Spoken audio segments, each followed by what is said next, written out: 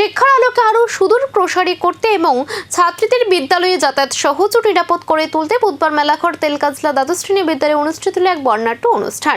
এই অনুষ্ঠানে রাজ্য সরকারের শিক্ষা সহায়তার কর্মসূচির আওতায় ৫৬ জন ছাত্রীকে বাইসাইকেল প্রদান করা হয়। বাইসাইকেল পেয়ে উচ্ছ্বাস ভরে ওঠে বিদ্যালয় প্রাঙ্গণ। দীর্ঘ পথ পাড়ি দিয়ে যারা প্রতিদিন বিদ্যালয়ে আসতো তাদের মুখে দেখা যায় আনন্দের ঝলক। অনুষ্ঠানে উপস্থিত ছিলেন বিদ্যালয়ের প্রধান শিক্ষক, শিক্ষিকা, পরিচালন কমিটির সদস্য, অভিভাবক এবং স্থানীয় বিশিষ্ট সমাজসেবক গৌতম ঘোষ সহ অন্যান্যরা। বক্তারা জানান, এই উদ্যোগ গ্রামাঞ্চলের ছাত্রীদের যাতায়াতের কষ্ট কমিয়ে শিক্ষার প্রতি আরও আগ্রহ বাড়াবে এবং উচ্চশিক্ষার পথে এগিয়ে যেতে সাহায্য করবে। আজকে আমাদের তেলকাজলা দ্বাদশ শ্রেণী বিদ্যালয়ের উদ্যোগে আপনারা দেখেছেন গত 2 দিন আগে আমাদের রাজ্যের মাননীয় মুখ্যমন্ত্রীর হাত ধরে নবম শ্রেণীতে যে সকল ছাত্রীবৃন্দরা রয়েছেন প্রত্যেকের জন্য সেখানে বাইসাইকেল প্রদান করা হচ্ছে।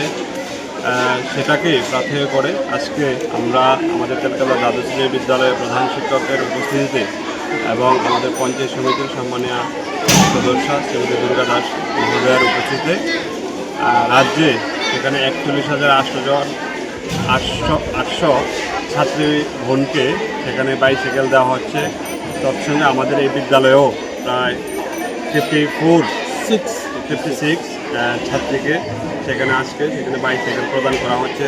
অনেকে অনুপস্থিত রয়েছেন, তারপরেও মেজরিটির সংখ্যা উপস্থিত হয়েছে। আমরা আশা করি এভাবে আগামী দিনে শিক্ষার অগ্রগতি এবং শিক্ষার মানকে উন্নত করার লক্ষ্যে রাজ্য সরকারের এই ভূমিকা অত্যন্ত প্রশংসনীয়। সবাইকে অসংখ্য ধন্যবাদ।